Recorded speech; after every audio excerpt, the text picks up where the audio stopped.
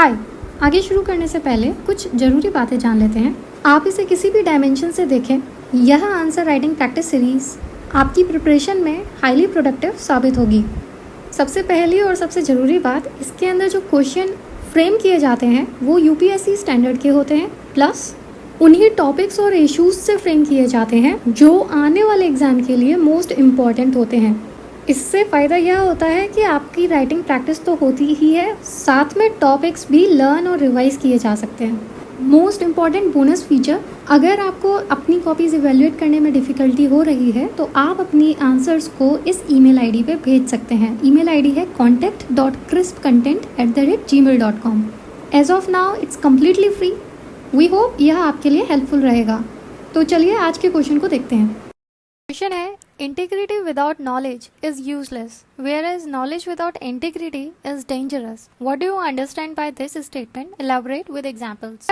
Question आपका GS paper 4 से है और यह 2014 के एथिक्स के एग्जाम में पूछा गया था। एज यूजुअली हम अपनी बेसिक अप्रोच को यूज करके इस क्वेश्चन को अटेम्प्ट करने की कोशिश करेंगे और हमारी बेसिक अप्रोच कहती है कि किसी भी क्वेश्चन को अटेम्प्ट करने से पहले हमें सबसे पहले कंटेक्स्ट को जानने की कोशिश करनी चाहिए। कंटेक्स्ट मतलब वह ब्रॉड एरिया जिसमें से यह क्वेश्चन को फ्रेम किया गया है।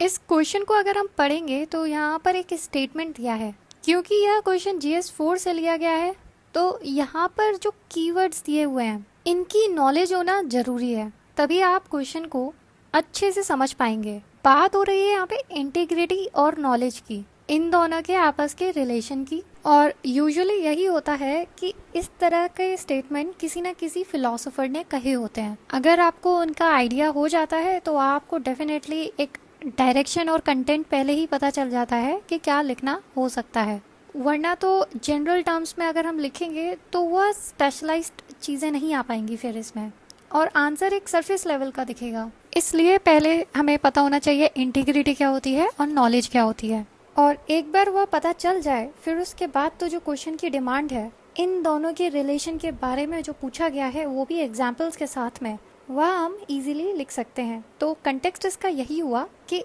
इंटीग्रिटी और नॉलेज एक दूसरे से किस तरह से रिलेटेड हैं, हमें इसी के बारे में एग्जाम्पल्स के साथ में समझाना है। पहला स्टेप हमने कर लिया, अब हम दूसरे स्टेप पर पहुंचेंगे, कंटेंट। कंटेंट के लिए जैसे कि अभी बताया था कि इसकी नॉलेज, कीवर्ड्स जो होते हैं उनकी स्पेशलाइज्ड नॉलेज जरूरी है। एक छोटा सा एग्जाम्पल देती हूँ। नॉर्मल टर्म्स के अंदर एटीट्यूड बोलना is very different than attitude in scientific language. Psychology के अंदर एटीट्यूड की डेफिनेशन बिल्कुल अलग हो जाती है। नॉर्मल टर्म्स में एटीट्यूड का मतलब होता है कि किसी के अंदर ज़्यादा दिखावा या शो ऑफ की टेंडेंसी होना, पर एक्चुअली में एटीट्यूड का मतलब होता है किसी चीज़ के प्रति या जीवन के प्रति आपका क्या आउटलुक है, आप उसे कैसे देखते हैं। आई होप इतना समझ में आया होगा। सिमिलरली कंटेंट के अंदर इन टर्म्स के बारे में एग्जैक्ट नॉलेज होना जरूरी है। इसे आसानी से पढ़ा जा सकता है और रियल लाइफ एग्जाम्पल से जोड़ा भी जा सकता है। एक बार कंटेंट आ जाने के बाद उसे हम प्रॉपर स्ट्रक्चर करेंगे। अब देखते हैं कि इस क्वेश्चन को किस तरह से स्ट्रक्चर कर सकते हैं। कई तरीके हो सकते हैं, लेकिन एक डिसेंट और सिंपल अप्रोच लेते हुए इंट्रो के अंदर अगर हमें फिलोसोफर का नाम याद आता है तो उससे इंट्रोड्यूस कर सकते हैं। फिर बॉडी की अगर जब शुरुआत होगी हम बताएंगे, डेफिनेशन दे सकते हैं कि इंटीग्रिटी क्या है और नॉलेज क्या है, ब्रीफ में बताएंगे, क्योंकि हमारी जो मेन डिमांड है वो यही है कि इन दोनों के आपस में रिलेशन क्या है। इसलिए प्रॉपर बुलेट्स या सब हेडिंग्स बनाकर हम एक्सप्लेन करेंगे अगर किसी के अंदर इंटीग्रिटी है लेकिन नॉलेज नहीं है तो क्या होगा, और अगर किसी के अंदर नॉलेज है पर इंटीग्रिटी नहीं है तो क्या हो सकता है। फिर हम ब्रीफली एग्जाम्पल्स दे सकते हैं, और जितने रियल लाइफ एग्जाम्पल और अपनी सर्विस से रिलेटेड एग्जाम्पल्स देंगे तो ज़्यादा इफेक्टिव आंसर होगा। फाइनली कंक्लूडिंग रिमार्क्स देकर आंसर को कंक्लूड करेंगे। अच्छा क्वेश्चन है, रियल लाइफ एग्जाम्पल्स देकर करने में और भी इंटरेस्ट आएगा, इसलिए आपको यह क्वेश्चन अटेम्प्ट करना चाहिए। वीडियो को पॉज करके आप आंसर लिखिए और उसके बाद चेक करिए कि क्या इम्प्रूवमेंट हो सकता है। इस तरह के क्वेश्चन के आंसर की कोई रिजिड फॉर्म नहीं होती है, बस मेन डिमांड तो फुलफिल होनी ही चाहिए। बाकी कैंडिडेट टू कैंडिडेट डिफर करेगा कि अंदर आंसर का कंटेंट कैसा है, क्योंकि जो एग्जाम्पल्स होंगे वो भी डिफर होंगे, इसलिए उसके लिए परेशान होने की जरूरत नहीं है। चलिए देखते हैं कि इसका आंसर कैसा हो सकता है। इंट्रोडक्शन से शुरुआत करेंगे और हम बताएंगे कि सैमुअल जॉनसन ने इस तरह का स्टेटमेंट दिया था जिसमें उन्होंने इंटीग्रिटी और नॉलेज के बीच एक बहुत ही इंट्रिंसिक रिलेशन को दिखाने की कोशिश करी थी, और ये दोनों ही कंपोनेंट इंडिविजुअल के लिए बहुत ही ज़्यादा एसेंशियल हैं एक बेटर गवर्नेंस करने के लिए।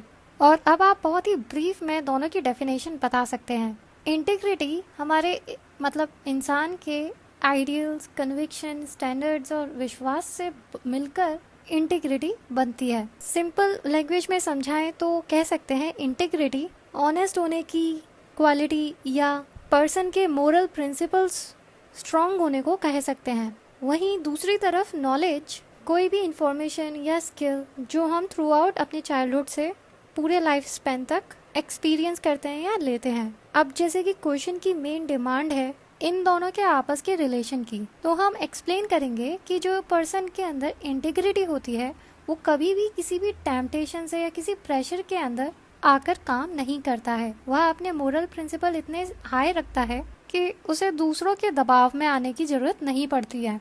फॉर एग्जाम्पल, अगर कोई भिखारी है, उसके अंदर इंटीग्रिटी है, उसके अंदर जो मोरल प्रिंसिपल्स हैं वो बहुत हाई है, तो वह कितना भी भूखा रहे या फिर उसको कोई रिसोर्सेज ना मिले, लेकिन वह चोरी या अनएथिकल मीन्स का सहारा नहीं लेगा। फिर हम एक्सप्लेन करेंगे कि अगर पर्सन के अंदर इंटीग्रिटी है लेकिन नॉलेज नहीं है, तो ऐसे भी पर्सन का होना सोसाइटी के अंदर कोई वैल्यू क्रिएट नहीं कर पाएगा। उसकी यूज़फुलनेस तभी होगी जब उसके अंदर नॉलेज होगी।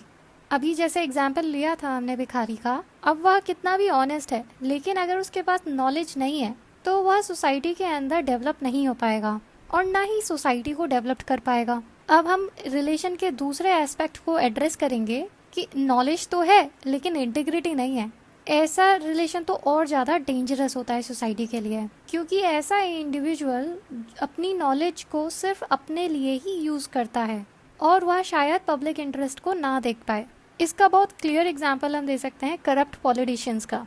उनके पास बहुत अच्छा दिमाग होता है कि आर्टिकुलेट करके सत्ता में आ जाते हैं, लेकिन जब नेचर ही इंटीग्रिटी ही नहीं है, करप्ट है, तो यह तो उल्टा सोसाइटी में ही बहुत नेगेटिवली इम्पैक्ट करता है। एडिशनल एग्जाम्पल के तौर पे हम यहाँ पर बताया है, लेकिन वर्ड लिमिट हो गई थी तो हम उतना ही लिखेंगे जितनी वर्ड लिमिट होती है, पर यह एग्जाम्पल सर्विस से रिलेटेड है तो ज़्यादा बेटर इम्पैक्ट देता है।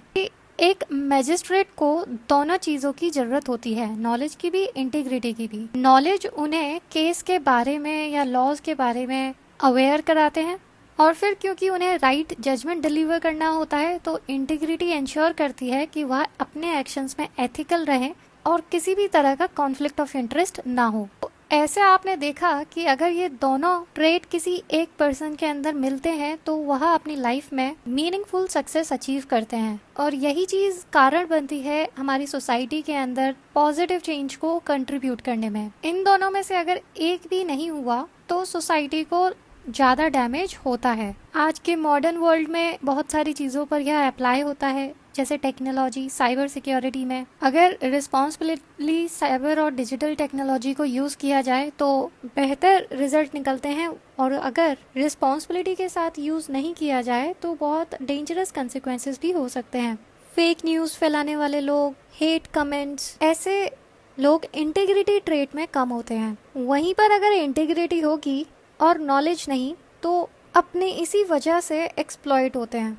फार्मर अगर बहुत इंटीग्रिटी में हाई है लेकिन उसके पास नॉलेज नहीं है, अब वह जा रहा है अपने फार्मिंग के लिए लोन लेने के लिए, लेकिन उसे पता ही नहीं है कि लोन कैसे लिया जाता है, चला जाता है मनी लेंडर के पास और फिर वो उन्हीं के हाथों एक्सप्लॉइट होता है। काफ़ी एग्जाम्पल्स डिस्कस किए, आई होप यहाँ तक समझ में आया होगा। फिर हम कंक्लूडिंग रिमार्क में बहुत सिंपल दे सकते हैं, hence the above mentioned examples are appropriately explaining that both knowledge and integrity are imperative in an individual for better governance in the society. I'm sure इससे भी बेहतर तरीके हो सकते हैं लिखने के, इसलिए आप लिखिए and do let us know। और इस आंसर को तो यहीं पर ख़त्म करते हैं। फाइनली बात करते हैं कि ऐसा कौन सा एक्स फैक्टर होता है ऐसे कैंडिडेट के बीच जिसकी नॉलेज टॉपर की नॉलेज के इक्वली होती है, पर फिर भी उसे टॉपर से कम मार्क्स मिलते हैं। ऑलमोस्ट किसी भी टॉपर की कॉपी अगर आप उठाएंगे तो उसके अंदर कुछ चीज़ें कॉमन दिखाई पड़ेंगी।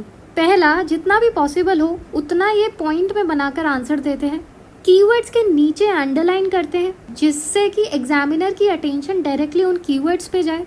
तीसरा, आंसर के अंदर विजिबिलिटी बनी रहे उसके लिए शॉर्ट पैराग्राफ्स बनाते हैं 5 to 6 लाइंस के। डिपेंड्स ऑन इंडिविजुअल हैंडराइटिंग, जितना पॉसिबल हो वहाँ पे फ्लो चार्ट्स, डायग्राम, मैप लगाने की कोशिश करते हैं और इस तरह से एक एक्स फैक्टर आंसर के अंदर आ जाता है और उनकी कॉपी दूसरों की कॉपी से अलग दिखाई पड़ती है। आप भी इन बातों का ध्यान रखिए, डेली आंसर राइटिंग करते रहिए जिससे कि ये सारी चीज़ें आपकी आदत में आ जाए। इतना ही इस वीडियो में। Keep writing, all the best, see you in the next video.